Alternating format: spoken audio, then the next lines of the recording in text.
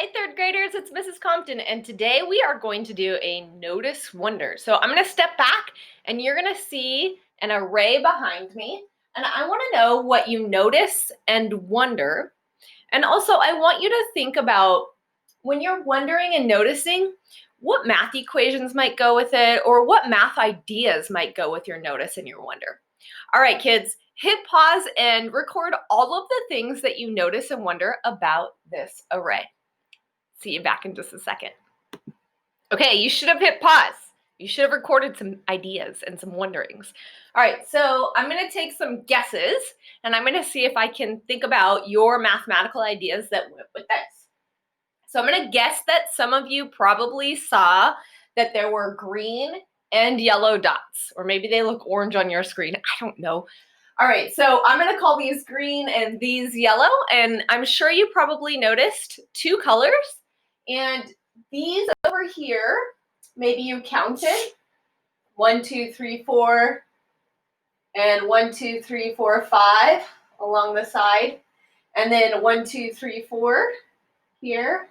So maybe you noticed that there were 4 greens and 4 yellows across the top. So I'm going to guess that some of you probably did 5 times 4, and that makes 20. So maybe that was that part there. And then maybe you did 5 times 4 again. And that makes another 20. You put them together and that makes 40. Maybe you did that. Or maybe you had the same idea, but you recorded it mathematically a little bit differently. So maybe you took this idea and recorded it like this. Let's find out. So maybe you did 5 times 4 for the green.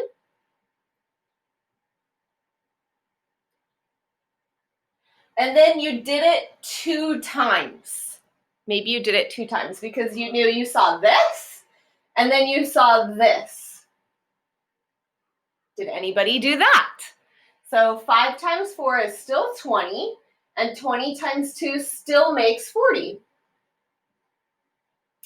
And maybe some of you guys are like, well, I did see that 5 times 4 times 2. I'm going to rewrite that over here, 5 times 4 times 2.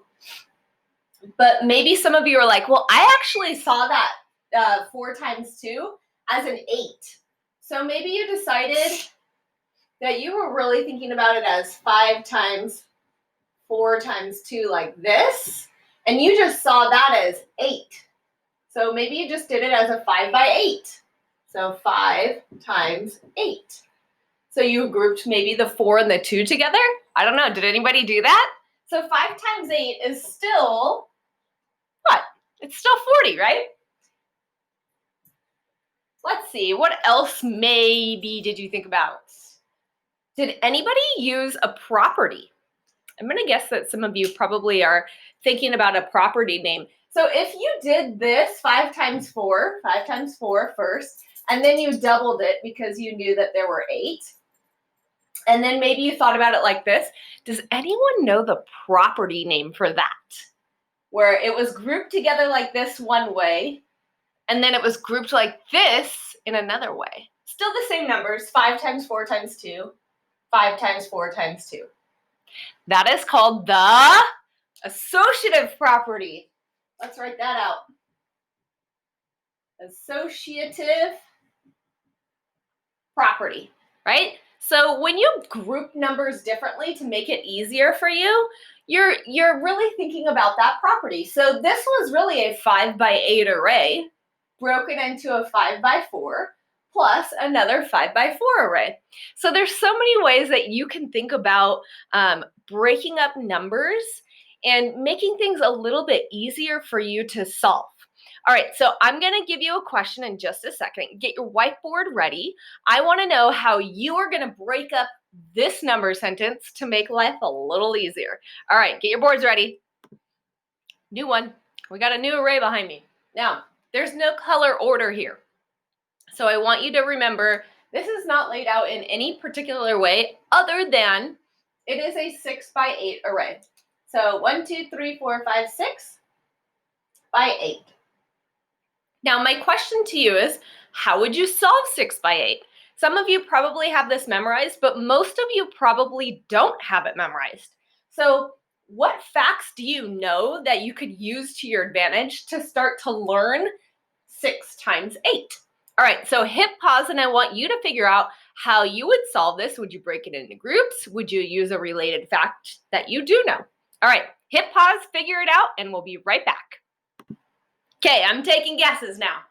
All right, so maybe you decided that you would split the 8 up. Maybe you decided you already know that you could draw a line right here and split the 8 into a 4 and a 4. So maybe you decided to do that. And then maybe you said, okay, well, now I have 2 groups of 4. So our original problem was 6 times 8. So maybe you're like, well, now I have 2 groups of 4, 2 groups of 4, and I still have to multiply it 6 times. So 2 groups of 4 is 8, right?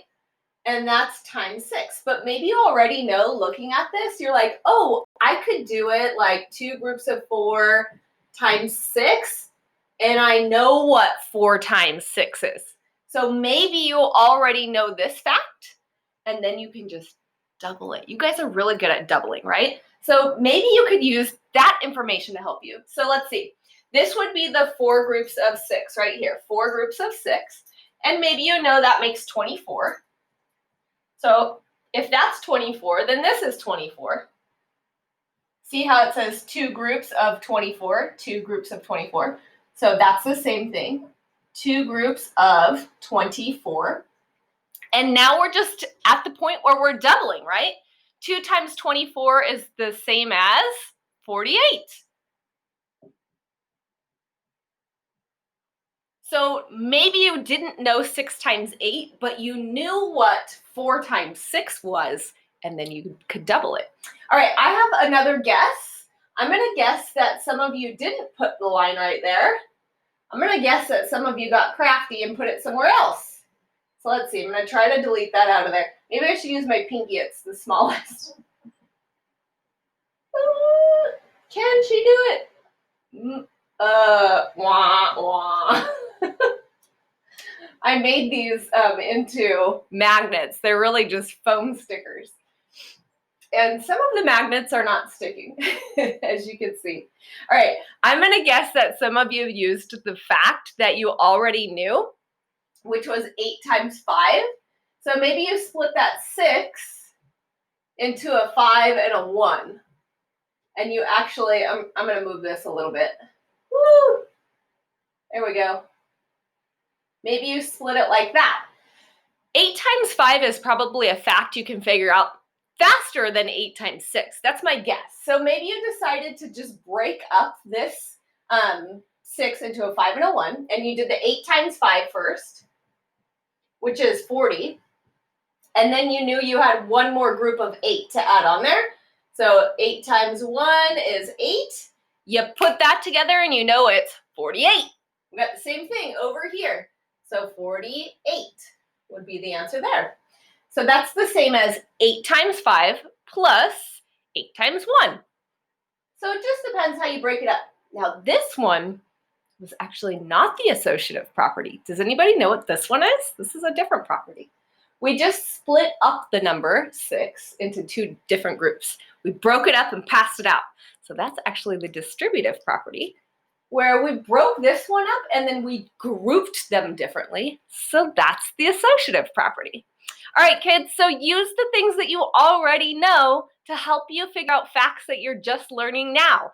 That's what mathematicians do. We find patterns and we use our knowledge to help build more knowledge. All right, see you next time. Bye.